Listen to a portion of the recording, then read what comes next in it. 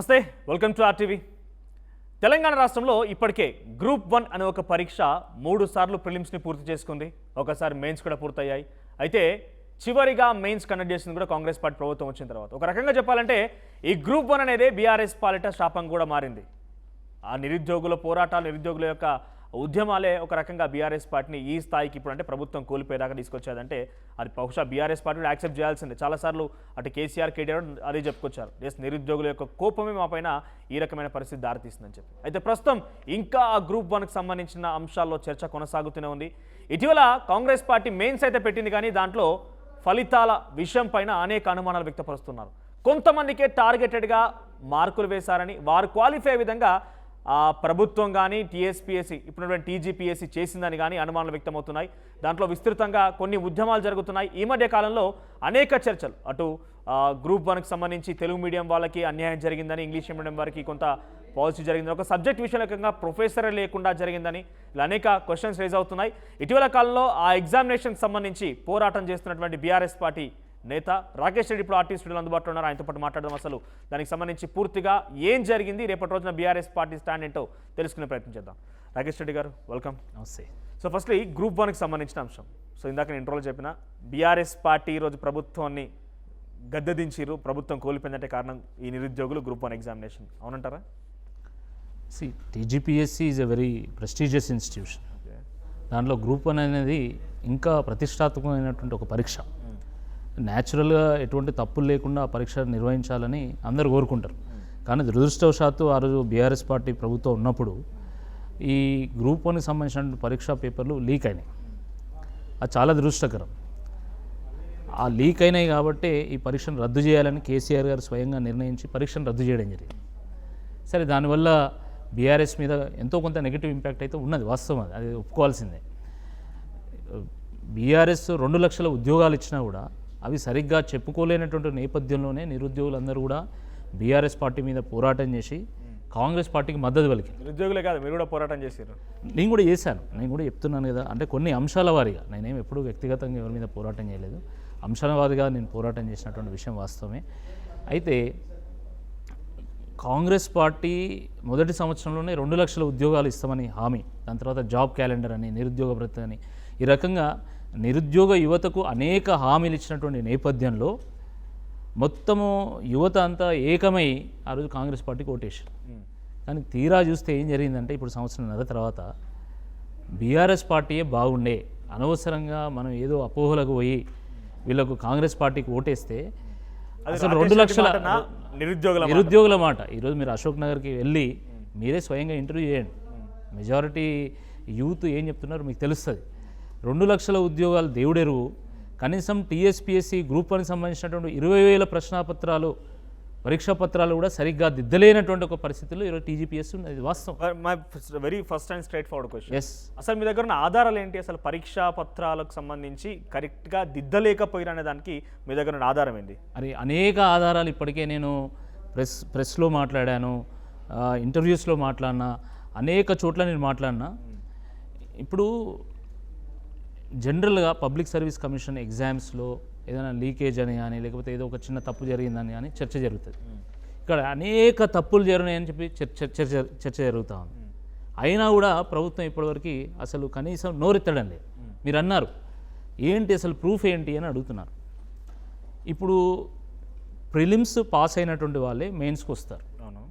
అంటే కొన్ని లక్షల మంది రాస్తే దాంట్లో ఒక క్రైటీరియా ద్వారా వాళ్ళని వడబోసి మీరు 25,000 మందిని మెయిన్స్కి తీసుకొచ్చారు. అంటే 25,000 మందికి ఎంతో కొంత నాలెడ్జ్ ఉన్నటువంటి వాళ్ళే కదా వాళ్ళంతా కూడా. ఏం జరిగింది? 46 సెంటర్లలో వీళ్ళు పరీక్ష రాస్తే ఫస్ట్ 2 సెంటర్స్లోనే 74 మంది, అంటే 18-19 సెంటర్స్లో 74 మంది క్వాలిఫై అయ్యింది ఎగ్జామ్కి. 563 పోస్టులకు గాను నిర్వహించినటువంటి ఈ పరీక్షలో 46 సెంటర్స్ ఉంటే 2 సెంటర్లోనే 74 మంది క్వాలిఫై అయిపోయారు 563 పోస్టులకు గాను. ఇంకా కొన్ని సెంటర్స్లో ఎక్కువ మంది క్వాలిఫై అయ్యారు, కొన్ని సెంటర్స్లో అసలు ఎవరు క్వాలిఫై కాలే, కొన్ని సెంటర్స్లో చాలా తక్కువ మంది క్వాలిఫై అయ్యారు. ఎట్లా జరుగుతుంది ఇది? ఇప్పుడు వీళ్ళంతా కూడా యావరేజ్గా మంచి టాలెంట్ ఉన్నటువంటి వాళ్ళే వీళ్ళంతా సగటున. లేకపోతే మీరు ప్రిలిమ్స్ నుంచి మెయిన్కు క్వాలిఫై గారు. క్వాలిఫై అయిందంటే ప్రతి సెంటర్ నుండి కూడా యావరేజ్ రిజల్ట్ రావాలి. అంటే ప్రతి సెంటర్లో ఒక 10 మంది క్వాలిఫై కావడము, 5 మంది క్వాలిఫై కావడం, ఇట్లా ఏదో జరగాలి. కానీ ఒక సెంటర్ 2 సెంటర్లో 74, కొన్ని సెంటర్లు అసలు 0. How is it possible? ఒకటి. రెండోది, ప్రిలిమ్స్కి మెయిన్స్కి సేమ్ హాల్ టికెట్ అనేది భారతదేశంలో ఏ పబ్లిక్ సర్వీస్ కమిషన్ కూడా అట్లా సపరేట్ హాల్ టికెట్స్ ఇవ్వరు. నేను ఈ హాల్ టికెట్స్ అప్పుడు ఏది గ్రూప్ 1 ప్రిలిమ్స్ అయిపోయి మెయిన్స్ రాస్తున్నటువంటి సందర్భంలోనే మొట్టమొదటి వ్యక్తిగా నేనే మాట్లాడిన దీని మీద. అఫీషియల్గా నేనే మాట్లాడాను, రికార్డు కూడా ఉంది. మెయిన్స్కి మీరు ప్రిలిమ్స్కి డిఫరెంట్ హాల్ టికెట్ నెంబర్స్ ఎట్లా పెడుతున్నారు? There is a scope for manipulation. ఇప్పుడు బుర్రా వెంకటేశం గారు వారు టీజీపీఎస్సీ చైర్మన్ అయిన తర్వాత వారు నేరుగా యూపీఎస్సీ చైర్మన్ దగ్గరికి వెళ్ళి వారు కలవడం జరిగింది. దాని తర్వాత ఏమన్నారు, టీజీపీఎస్సీ కూడా యూపీఎస్సీ స్టాండర్డ్స్లో పనిచేస్తుంది అన్నారు. మరి అలాంటప్పుడు మీరు వచ్చి దానికి యూపీఎస్సీ లాగా కాకుండా మీరు ప్రిలిమ్స్ కోటి మెయిన్స్ కోటి ఎందుకు పెట్టారు? ఇప్పుడు జరిగింది ఏంది అంటే ప్రిలిమ్స్ హాల్ టికెట్ నెంబర్లు వేరు, మెయిన్స్ హాల్ టికెట్ నెంబర్లు వీళ్ళకి కావాల్సినట్టుగా ఇచ్చిందేమో అనేటువంటి అనుమానం ఈరోజు నెలకొన్నది. లేకపోతే ఇక్కడ ఒక విషయం నేను అడిగేందుకు ఆన్సర్ రాలేదు, అనుమానాలు ఉన్నాయి. There is a chance of, అంటే మీరు అంటున్నట్టుగా ఒకే సెంటర్లో 2 సెంటర్లో 74 మందికి వచ్చింది అంటున్నారు కదా, దెర్ ఇస్ అ ఛాన్స్, అంటే వస్తే రావచ్చేమో. దాంట్లో మీకున్నటువంటి అనుమానాలే కాకుండా ఆధారాలు అనేది అడిగినప్పుడు ఏం చూపించగలుగుతారు? ఆధారాలు అంటే ఏముంది, పక్క రూల్ నెంబర్లకి సేమ్ మార్క్స్ వచ్చినాయి. How is that possible? Okay, అవి కూడా మేము చూపెట్టినాం. ఇప్పుడు ఎందుకంటే ఇప్పుడు కొంతమంది ఏంటంటే జెన్యున్గా ప్రిపేర్ అయ్యి టాలెంట్ ఉండి స్కోర్ చేసినటువంటి వాళ్ళు కూడా ఉంటారు. కాబట్టి నేను అలా రోల్ నెంబర్ నేను మీకు చెప్పను, బట్ మీకు కావాలంటే నేను కాపీస్ ఇస్తా, మీరు అనలైజ్ చేసుకోండి.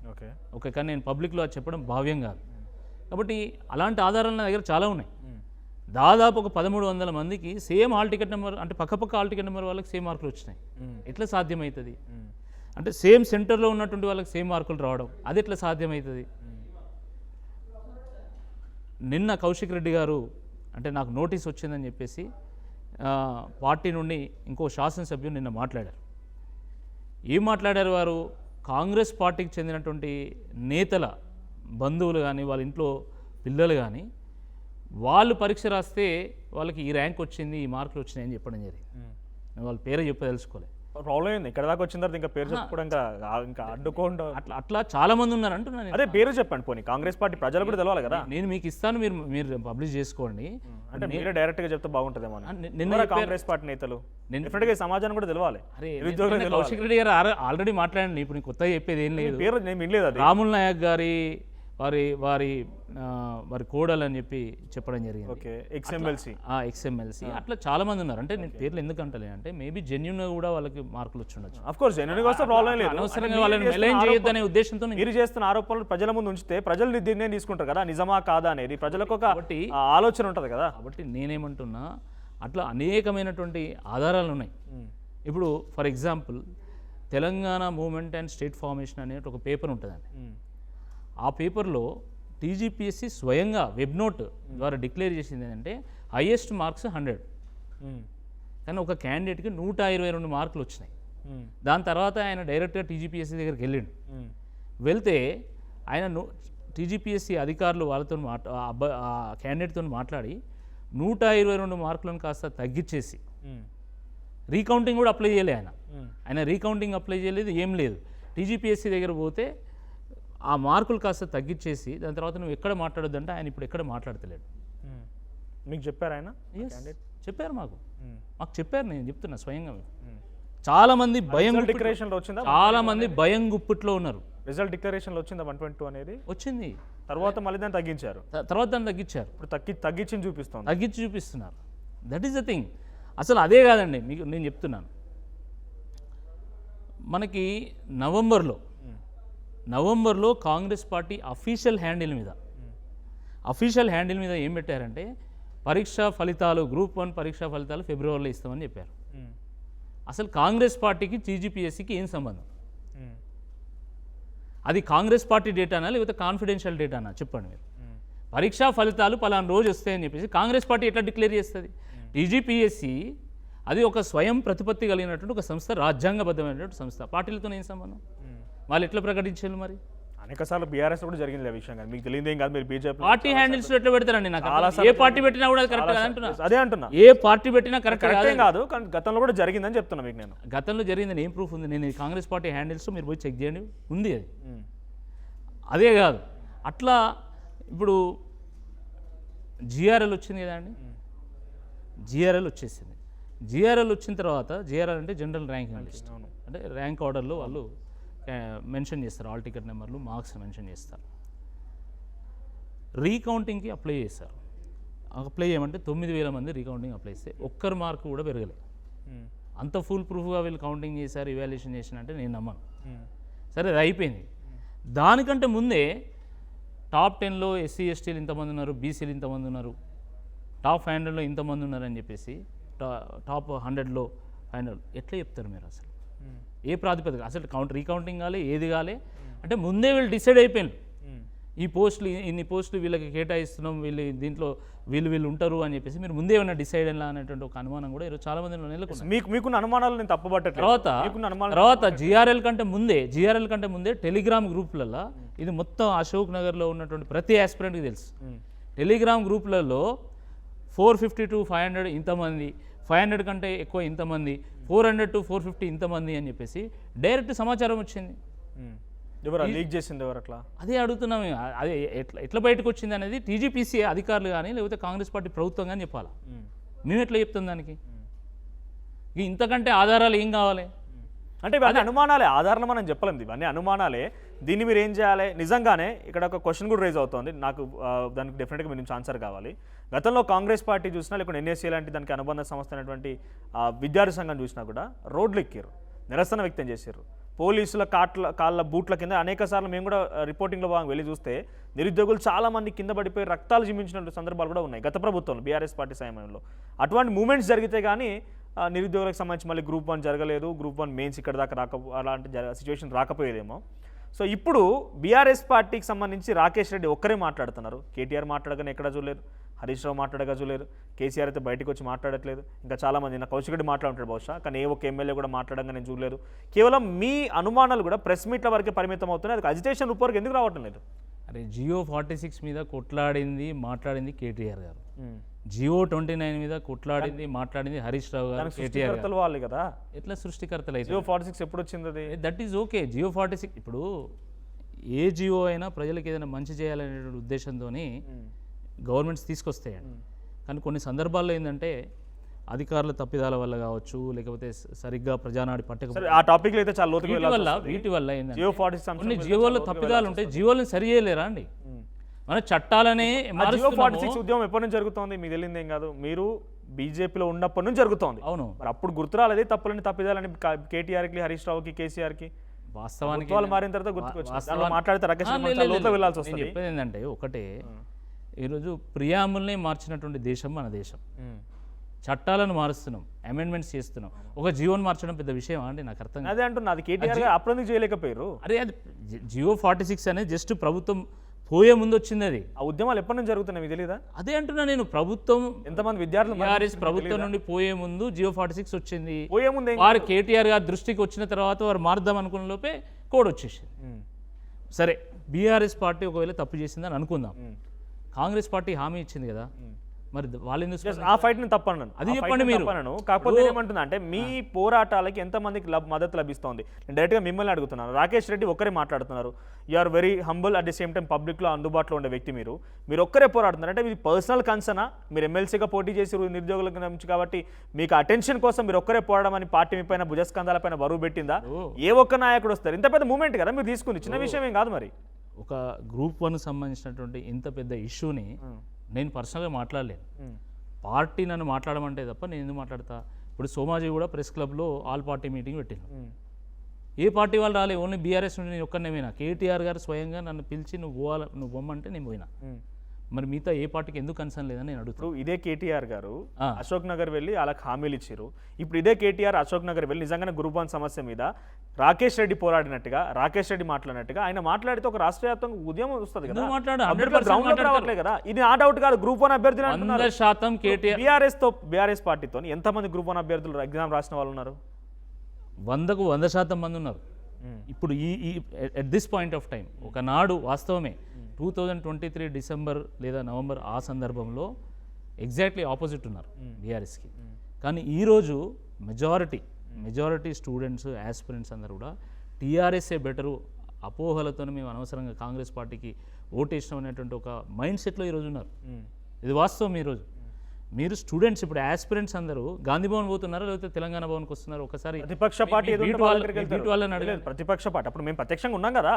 ఇదే బీఆర్ఎస్ పార్టీ నిరుద్యోగులకు సంబంధించి కేటీఆర్ గారు ప్రతిపక్ష పార్టీ ఏది ఉంటే వాళ్ళ దగ్గరికి వెళ్తారు. కేటీఆర్ గారు డెఫినెట్గా మాట్లాడతారు గ్రూప్ 1 మీద, డెఫినెట్గా గ్రూప్ 1 యాస్పిరెంట్స్కి మద్దతుగా నిలుస్తారు. జియో 29 అది కూడా గ్రూప్ 1 సంబంధించిందే కదా అండి. అంత పెద్ద ఉద్యమం నడిచింది, ఎట్లా నడిచింది? మా సపోర్ట్ లేనిదే నడిచిందా? మేము సపోర్ట్ చేశాం కదా స్టూడెంట్ కమ్యూనిటీ. అంటే మీరు సపోర్ట్ చేశారని మీరు అనుకుంటున్నారు, పాపం నిరుద్యోగులు ఏమనుకుంటున్నారు అంటే మీ సపోర్ట్ వల్ల నీరు గారిపోయిందని పాపం వాళ్ళు అనుకుంటున్నారు. అది మీలాంటి వాళ్ళు టీవీలో కూర్చొని మాట్లాడుతున్నారు తప్ప అలాంటి వాళ్ళు టీవీలో ఎప్పుడు కూర్చోాలి? మీరు తప్పక గ్రూప్ 1 అట్లా గ్రౌండ్ లోకి వెళ్ళినాం, మేము గ్రౌండ్ లోకి వెళ్ళినాం.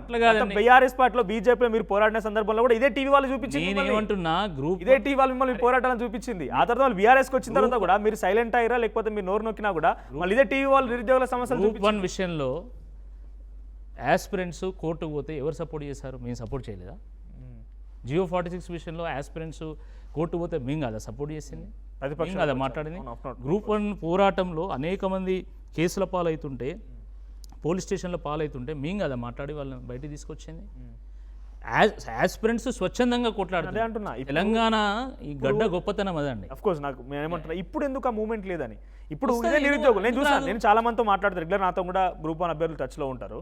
గ్రూప్ 1 అభ్యర్థులు వాళ్ళంతా కూడా నిజంగా నేను చెప్తున్నా రూపాయి చందాలు వేసుకొని కోట్ల ఫీజులకు చెల్లించుకుంటున్నారు.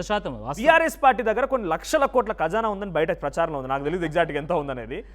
ఏడీఆర్ డెమోక్రటిక్ రిఫార్మ్స్ అని ఒక సంస్థ ఇచ్చిన దాంట్లో కూడా కొన్ని వేల కోట్ల రూపాయలు కేవలం మీకు బాండ్స్ రూపంలోనే వచ్చినాయి.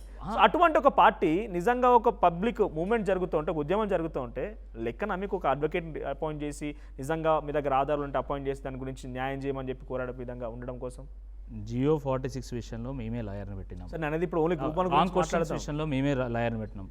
గ్రూప్ 1 విషయంలో మేమే సుప్రీంకోర్టులో వేసి మరి లాయర్ని పెట్టాం. ఇప్పుడు గ్రూప్ 1 విషయం ఎందుకు పెట్టాము? అరే వాళ్ళు చందాలు వేసుకున్నారు సార్. నిజంగా వాస్తవం ఏంటంటే ఇప్పుడు మేమే కోర్టు పోయినాం అనుకోండి, మీరేమంటారు మళ్ళీ ఆర్టీవీ వాళ్ళు బీఆర్ఎస్ పార్టీ కుట్ర చేసింది, కావాలని కోర్టుకు పోయి ఉద్యోగాలు రాకుండా చేస్తుందని చెప్పి మళ్ళీ మీరే మాట్లాడారు. యాస్పిరెంట్స్ వెళ్తే వాళ్ళకు మద్దతుగా నిలవడానికి మేము సిద్ధంగా ఉన్నాం. అంతేగాని ఆల్రెడీ వెళ్తే 100% we will support them. Group 1 aspirants already KTR గారిని కలిశారు. కేటీఆర్ గారు ఆల్రెడీ వాళ్ళకు ఒక భరోసాని ఇచ్చిండ్రు. 100% మేము బ్యాక్ చేస్తాం ఈ విషయంలో అని చెప్పి స్పష్టం చేయడం జరిగింది. మీరు గ్రూప్ 1 సంబంధించినటువంటి ఈ విషయంలో ఎవరు కొట్లాడుతున్నారో వాళ్ళతో మీరు మాట్లాడండి, వాస్తవం తెలుస్తుంది. మీతో మాట్లాడుతున్నారు, మీరు కొట్లాడుతున్నారు కాబట్టి మీతో నేను మాట్లాడుతున్నా. ఇదే మాట చాలా మంది ఇప్పుడు బిఫోర్ మీరు వస్తున్నారనగానే కొంతమందితో మాట్లాడినప్పుడు కూడా ఇదే మాటని మీ పోరాటాన్ని కేటీఆర్ చేతనో కేసీఆర్ చేతనో హరీష్ రావు చేతనో చెప్పించగలుగుతారా మీరు? గ్రూప్ 1 అభ్యర్థులు 100% దాంట్లో భయం ఏందండి? నాకు అర్థం కాదు. ఈ ఆధారాలు అనుమానాలు వాళ్ళతో 100% మాట్లాడతారు. ఇప్పుడు ఏ విషయమైనా కూడా దానికి కొన్ని స్టేజెస్ ఉంటాయి. ఫస్ట్ స్టేజ్లో ఏంటంటే దాంట్లో ఉన్నటువంటి విషయాలను నేను విశ్లేషణ చేసి మాట్లాడడం జరిగింది. దాని తర్వాత టీఎస్పీఎస్సీ మీకు తెలుసు, టీజీపీఎస్సీ నాకు ఏకంగా మా ఇజ్జత్ అంతా పోయింది నువ్వు చేయబట్టి, కాబట్టి నీ మీద ఇజ్జత్ దావా వేస్తామని చెప్పేసి ఒక నోటీస్ పంపింది. అది మీరంతా చక్కగా ఉంటే మీ ఇజ్జత్ ఎందుకు పోతుంది? నాకు ఆధారమైన ఆరోపణలు అన్నారు లేకండి, ఆధారమైనటువంటి ఆరోపణలు. ఎందుకు ఆధారాలు నా దగ్గర ఉన్నాయి కాబట్టి నేను మాట్లాడుతున్నా. పుంకాలుగా పత్రికలలో స్టోరీస్ వస్తున్నాయండి. మీరు లీగల్ ఎటువంటి ఫైట్ చేశారు ఇప్పుడు ఈ విషయం పైన? ఆల్రెడీ ఇప్పుడు నోటీస్కి రిప్లై ఇచ్చి వస్తున్నాను. ఇవాళ నుంచి సర్టిఫికేషన్ వెరిఫికేషన్ స్టార్ట్ అవుతుందంట. చేసుకోనియండి. వెస్ట్ బెంగాల్లో ఇవ్వలేదా మీరు? వెస్ట్ బెంగాల్లో ఏమైంది, రిక్రూట్మెంట్ అయిపోయినాక 5-6 ఏళ్ళ తర్వాత కూడా కోర్టు తీర్పునిచ్చింది వాళ్ళందరినీ మళ్ళీ తీసేసి కొత్త పరీక్ష నిర్వహించాలని చెప్పి. బహుశా ఇది కూడా అట్నే జరుగుతుంది. నాకు తెలిసి వాళ్ళు చేసేటువంటి రిక్రూట్మెంట్ నిలబడదండి. డెఫినెట్గా కోర్టు దాన్ని కొట్టేస్తుంది. కాబట్టి ప్రభుత్వం మళ్ళీ ఆలోచించాలా. ప్రభుత్వం 100% అబాసపాలు కాబోతున్నది. దీంట్లో క్లియర్ కట్ ప్రూఫ్స్ ఉన్నాయండి. మీకు ఇంకా క్లియర్ కట్ ప్రూఫ్స్ ఇంకా కొన్ని రోజుల్లో బయటకు వస్తాయి. మీరు చూడండి, వేచి. ఇక్కడ మీరు అన్నారు కదా ఇందాక రాముల్ నాయక్ టైం బాంబు వేలబోతున్నది ఈ ప్రభుత్వం మీద. వెయిటింగ్, మీరు ఏం బాంబు పేల్చబోతున్నారు వెయిటింగ్. గతంలో కాంగ్రెస్ పార్టీ కూడా బాండ్ బాంబులు ఆట చూడండి. యాస్పిరెంట్స్ వేలుస్తారు. అదే అంటున్నా, రాముల్ నాయక్ పేరు ప్రస్తావించారు. సో నిజంగా కొంతమందికే నేనేం ప్రస్తావించలే, మీరే ప్రస్తావించినట్టు చేసిండు. చెప్పండి. పేరైతే చెప్పింది మీరే కదా, మాకైతే అనుమానం లేదు విషయంలో కూడా. ఇవి అనుమానాలు మాత్రమే. అదే అంటున్నా, ఈ అనుమానాలకు తాలూకా మీ దగ్గర ఆధారం కనిపించిందా? అంటే ఒక్క ఆధారమైనా కనీసం రాముల్ నాయక్ అనేటువంటి ఫ్యామిలీ కానివ్వండి, ఇంకేదో సంథింగ్ ఎక్స్ రాముల్ నాయక్ విషయం పక్కన పెడితే కొంతమందికే మార్కులు అధికంగా వేశారనే దానికి మీ దగ్గర ప్రూఫ్ కనిపించింది? అంటే ఏం కావాలండి, నాకు అర్థం కాదు. ఇప్పుడు స్టాటిస్టిక్స్ అర్థమైనటువంటి వాళ్ళకి చాలా సింపుల్గా ఏంటంటే 46 సెంటర్లో ఎగ్జామ్ రాసినప్పుడు యావరేజ్ రిజల్ట్ అనుమానాలు అన్న, ఇప్పుడు నేను ఇవన్నీ అనుమానాలు, స్క్యూడ్ రిజల్ట్ ఎట్లా వస్తుంది అంటున్నా. అన్నీ అనుమానాలే. అనుమానాలు కాదు, ఇది ఆధారం. ఇది మీకు అది అనుమానం అంటున్నారు. నేను ఒక యాజ్ అన్ ఎకానమిస్ట్ నేను చెప్తున్నా, as a student of statistics మీకు చెప్తున్నా. యావరేజ్ రిజల్ట్ రావాల్సింది ఒక స్క్యూడ్ రిజల్ట్ ఎట్లా వచ్చింది అంటే మీరు ఏదో చేస్తేనే వచ్చింది కదా. మీరు మహిళల్ని సపరేట్ సెంటర్లో, పురుషుల్ని సపరేట్ సెంటర్లో ఎట్లా వేసినారు? ఒక ఏజ్ గ్రూప్ సంబంధించినటువంటి వాళ్ళని ఒక సెంటర్లో, ఇంకో ఏజ్ గ్రూప్ సంబంధించినటువంటి వాళ్ళని ఇంకో సెంటర్లో ఎట్లా వేసినారు? ఏం జరిగింది అసలు? కొన్ని సందర్భాల్లో గ్రూప్ 1 విషయంలో కోర్టుల వరకు వెళ్ళినా కూడా కోర్టులు కూడా టీజీపీఎస్సీ వైపుగా నిలబడుతున్నాయి, న్యాయస్థానాలు కూడా. సో అంటే అక్కడ కోర్టులు కూడా తప్పు చేస్తున్నారు మీ అనుమానం? బీఆర్ఎస్ పార్టీ కోర్టు కూడా తప్పు అనుమానం? కోర్టుల మీద గౌరవం ఉంది. కోర్టు ఇప్పటికే ఈ ప్రభుత్వం మీద అనేక మొట్టకాయలు వేసింది, అయినా కూడా ప్రభుత్వం ఇంకా మొండిగా వివరిస్తుంది. గ్రూప్ 1 చూసారు కదా, రెగ్యులర్ జరుగుతున్నాయి. సరే ఈ విషయాలు పక్కన పెడితే ఎగ్జామ్ నోటిఫికేషన్ ఉన్న రాంగ్ క్వశ్చన్స్ విషయంలో కూడా, రాంగ్ క్వశ్చన్స్ విషయంలో స్వయంగా హైకోర్టు అభ్యర్థులకు అనుకూలంగా తీర్పునిస్తే హైకోర్టు పోయి సుప్రీంకోర్టులో కేసు వేసింది. బోర్డు వాళ్ళు వెళ్ళి హైకోర్టు కేసును సుప్రీంకోర్టులో వేసిండు. సుప్రీంకోర్టు మొన్న 2 చెంపలు వాయించి మళ్ళీ మీరు ఎక్స్పర్ట్ కమిటీని వేయండి, అభ్యర్థులు చెప్తున్నది వాస్తవం అని చెప్పేసి తీర్పునివ్వడం జరిగింది. సో అన్ని వ్యతిరేకమైన తీర్పులు ఎక్కడ రాలేదండి. GO 29 విషయంలో కూడా కోర్టు ఎక్కడ కూడా GO 29 కరెక్ట్ అని కానీ GO 29 కరెక్ట్ కాదని కానీ ఎక్కడ చెప్పలే. మీరు లాస్ట్ మినిట్లో వచ్చింది, ఇప్పుడు మేము ఏం చేయలేము అని చెప్పడం జరిగింది. ఇప్పటికైనా GO 29 మీద, కాన్స్టిట్యూషనల్ వ్యాలిడిటీ మీద యాస్పిరెంట్స్ ఎవరైనా కూడా కోర్టుకు వెళ్తే తప్పకుండా నాకైతే 100% నమ్మకం ఉంది, GO 29 కొట్టివేయడం ఖాయం. ఎందుకంటే it is against the rule of reservation, it is against the rule of social justice, it is against the rule of spirit of equality. కాబట్టి ఎట్లయితుంది అది సాధ్యమే కాదు అది. సో లీగల్గా మీరు ఏం చేయబోతున్నారు నెక్స్ట్? బీఆర్ఎస్ పార్టీ స్టాండ్ ఏంటి నిరుద్యోగుల పక్షాన విషయంలో? డెఫినెట్గా యాస్పిరెంట్స్ కోర్టుకు వెళ్తే మేము అన్ని రకాల సహకారం చేస్తాము. వాళ్ళు స్ట్రీట్ ఫైట్ చేస్తే మేము సహకారం చేస్తాము. వాళ్ళు ప్రజా కోర్టులో అయినా లేదా న్యాయ కోర్టులో అయినా వాళ్ళు చేసేటువంటి పోరాటానికి 100% మేము మద్దతుగా నిలుస్తాం. మేము సొంతంగా వేయం, ఎందుకంటే మేము సొంతంగా వేస్తే మళ్ళీ మీరు మొత్తం ఇక టీవీలో అందరూ వచ్చి ఇక బీఆర్ఎస్ పార్టీ కుట్ర చేసింది, రేవంత్ రెడ్డి పాపం రేవంత్ రెడ్డి ఫుల్ జాబులు ఇస్తా అన్నాడు కానీ మేమే అడ్డుకుంటాను అనే చందంగా మీరు మాట్లాడతారు. అరే నాకు అర్థం కాదు, అట్లా కాదండి. 57,000 ఉద్యోగాలు రేవంత్ రెడ్డి గారు ఇచ్చిందని మాట్లాడుతుంటే మీరు ఎందుకు మాట్లాడారు? అదే పదే మాట్లాడుతున్నాం. మేము క్వశ్చన్ చేసే సందర్భాలు అనేకంగా ఉన్నాయి. ఇంకా మీరైనా బాగా తెలిసి కొన్ని సందర్భాల్లో కాంప్రమైజ్ అయ్యేమో కానీ బీఆర్ఎస్ పార్టీ వాళ్ళు ఇది మీరు ఇచ్చినది కాదని చెప్పి కాంగ్రెస్ పార్టీ నాయకులు ఎవరు వచ్చినా కూడా అడుగుతాం. నోటిఫికేషన్ ఇలాంటి వాళ్ళు మాట్లాడడం వల్ల కొంత హోప్ అనే ఉన్నది. నోటిఫికేషన్ ఇచ్చింది జనరల్గా ఏ ప్రధాన పత్రిక కానీ ఏ ప్రధాన ఛానల్ కానీ ఈ ఇచ్చిన జాబులన్నీ కూడా టీఆర్ఎస్ వేసినటువంటి నోటిఫికేషన్ ద్వారా వచ్చినాయని చెప్పి ఎవరు మాట్లాడతలేరండి. And let us discuss freely and frankly. Okay, నేను వాస్తవం చెప్పదలుచుకున్నాను. సో ఇప్పుడు ఫైనల్గా వాళ్ళంతా కూడా ఒక మూవ్మెంట్కి రెడీ కాబోతున్నారు. గ్రూప్ 1కి సంబంధించి సర్టిఫికేట్ వెరిఫికేషన్ ఏంటంటే ఆల్మోస్ట్గా ఇక చివరి అంకానికి చేరుకున్నట్టు రిక్రూట్మెంట్ కూడా. సో వాళ్ళు లీగల్ ఫైట్ వాళ్ళు చేస్తున్నారు. సో మీ తరపున ఎటువంటి సపోర్ట్ ఉండబోతోంది గ్రూప్ 1 అభ్యర్థులకి? మేము వాళ్ళకి చెప్తున్నది ఏంటంటే, మీరు స్ట్రీట్ ఫైట్ చేసిన అంటే రాకేష్ రెడ్డి తరపున కాదు అనేది, బీఆర్ఎస్ పార్టీ పక్షాన. Rakesh Reddy is not an individual. Rakesh Reddy individual fight now. లేదు, ఎట్లా ఇండివిజువల్ అవుతుంది అండి? నేను ఈ పార్టీ పక్షాన నేను ఖమ్మం, నల్గొండ, వరంగల్ గ్రాడ్యుయేట్ ఎమ్మెల్సీ పోటీ చేసినటువంటి ఒక వ్యక్తిని. అవును, ఈ అంశాలను బీఆర్ఎస్ పార్టీ పక్షాన నేను డీల్ చేస్తున్నటువంటి ఒక వ్యక్తిగా నేను ఒక ఇండివిజువల్ ఎట్లయితే నాకు అర్థం కదా. I'm representative of political party. So నేను యాజ్ అ రిప్రజెంటేటివ్ మాట్లాడుతున్నా. కేటీఆర్ గారు మాట్లాడమంటే మాట్లాడుతున్నా, నేను ఊరికే ఏదో అట్లా మాట్లాడట్లేదు. It is not my individual fight, it is the fight for the people, fight on behalf of BRS. కాబట్టి మేము చెప్తున్నది ఏంటంటే, ఈ నోటీస్ నాకు వచ్చినటువంటి నోటీస్ మీరు చూస్తే ఎంత గమ్మత్ అంటే, this is the notice that I have received. ఏది 4 పేజీల నోటీసు, 1, 2, 3, 4 పేజెస్. ఏమని, మా ఇజ్జత్ అంతా పోయింది కాబట్టి నీ మీద ఇజ్జత్ దావా కేసు ఇస్తామని చెప్పేసి, నువ్వు మాట్లాడొద్దు, నువ్వు 7 రోజులలో రిప్లై ఇవ్వాలి, నువ్వు ఒక పోస్ట్ పెట్టొద్దు, నువ్వు మాట్లాడితే నీ మీద డిఫమేషన్ కేసు ఇస్తాం, నీ మీద క్రిమినల్ కేసు ఇస్తాం, నీ మీద సివిల్ కేసు ఇస్తాము. ఇదంతా వ్యవహారం చూస్తూ ఉంటే ఇది టీజీపీఎస్సీ లాగా లేదండి, టీపీసీసీ లాగా ఉంది. టీజీపీఎస్సీ ఎవరైనా నేను అడిగిన ప్రశ్నలకు సమాధానం చెప్తే సమాధానం చెప్పాలి, లేదా సపడే కూర్చోవాలి. పొలిటికల్లో మమ్మల్ని కౌంటర్ చేయాలంటే కాంగ్రెస్ పార్టీ వాళ్ళు కౌంటర్ చేయాలి. టీజీపీఎస్సీకి ఏం సంబంధం అండి? నాకు అన్నారు కదా ఇండివిజువల్ బాడీ అని. అవును, స్వయం ప్రతిపత్తి సంస్థ అయితే, స్వయం ప్రతిపత్తి సంస్థ కాంగ్రెస్ కౌంటర్ ఇవ్వాల్సిందే ఉంది. చెప్తాది నాకు. స్వయం ప్రతిపత్తి సంస్థ ఇందులో 3వ పేజీలో 8వ paragraph, it is learned that your main motive and intent is to attract viewers, increase your online presence and monetization by spreading this news.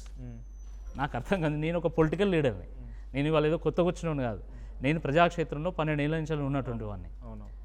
నేను కొత్తగా వీక్షకులను తయారు చేసుకోవడానికి, నా ఆన్లైన్ ప్రజెన్స్ పెంచుకోవడానికి, డబ్బులు సంపాదించుకోవడానికి ఈ పోరాటం చేస్తున్నా. నోటీస్ మెయిన్ మోటో ఏంటి? మీరు నిరాధారమైనటువంటి ఆరోపణలు చేస్తున్నారు, ఆధారాలు ఇవ్వమని చెప్పి అడిగిందా, లేదనంటే మీరు చేసే దాంట్లో తప్పు అని చెప్పి మిమ్మల్ని అప్పుడు మీరు తప్పుడు ఇన్ఫర్మేషన్ స్ప్రెడ్ చేస్తున్నారు అని అన్నారు. అవును, సరే, అక్కడ వరకు నీ స్టాండ్ ఉంటే ఉండని. ఏం ఇదేంది ఆన్లైన్ వ్యూవర్షిప్ని పెంచుకోవడానికి, డబ్బులు సంపాదించుకోవడానికి నేను మాట్లాడతారంటారు. ఇది టీజీపీఎస్సీయా టీపీసీసీయా? మాకు చెప్పకుండా నువ్వు ఎట్లా మాట్లాడతావు, మరి నువ్వు నాకు చెప్పకుండా నా మీద ఎట్లా మాట్లాడతావు డబ్బులు సంపాదించిన అని చెప్పేసి? What non sense is? Before ఈ ప్రెస్ మీట్స్ మీరు చేసే ఆరోపణల కంటే ముందు మీరు టీజీపీఎస్ సంప్రదించారా? అయితే కమిషనర్ అడిగారా? టీజీపీఎస్సీ పబ్లిక్గా పెట్టినటువంటి వెబ్ నోట్ ద్వారా, వాళ్ళు ఇచ్చినటువంటి జిఆర్ఎల్ ద్వారా సేకరించినటువంటి ఇన్ఫర్మేషన్ అనాలిసిస్ చేసి మాట్లాడినా అండి. నేను ఎవరి గురించి మాట్లాడితే వాళ్ళని సంప్రదించి నేను మాట్లాడాలా? అంటే అది ఒక ఇండివిజువల్ బాడీ అంటున్నారు, ఎవరైనా వెళ్ళి సంప్రదించవచ్చు. కాంగ్రెస్ బీఆర్ఎస్ ఇదని ఏం లేదు కాబట్టి అనుమానాల విషయంలో విషయం చెప్పాలా? పేరుకు ప్రజాపాలన, కనీసం టీజీపీఎస్సీ చైర్మన్ ఈరోజు అపాయింట్మెంట్ ఇవ్వడానికి కూడా సిద్ధంగా లేడు. ఎవరికి సిద్ధం? మేము అడిగినా ఆయన అపాయింట్మెంట్ ఇవ్వడు. యాస్పిరెంట్స్కి అయితే అపాయింట్మెంటే లేదు. హెల్ప్ డెస్క్ .tgpsc.gov.in అని ఒక మెయిల్ ఉంది, వేల ఈమెయిల్ పంపిల్లండి. నేను చెప్పిన ఇన్ఫర్మేషనే, నేను కొత్తగా సృష్టించి ఏం చెప్పలేదు. యాస్పిరెంట్స్ నా దగ్గర తీసుకొచ్చి ఇచ్చినటువంటి ఇన్ఫర్మేషన్ నేను క్రాస్ చెక్ చేసుకొని నేను మాట్లాడినా, అదే ఇన్ఫర్మేషన్ని వేల మంది ఆయనకి ఈమెయిల్ చేసిన, ఇప్పుడు రెస్పాన్స్ లేదు. హెల్ప్ డెస్క్ కాదు, అది హెల్ప్ ప్లస్ డెస్క్.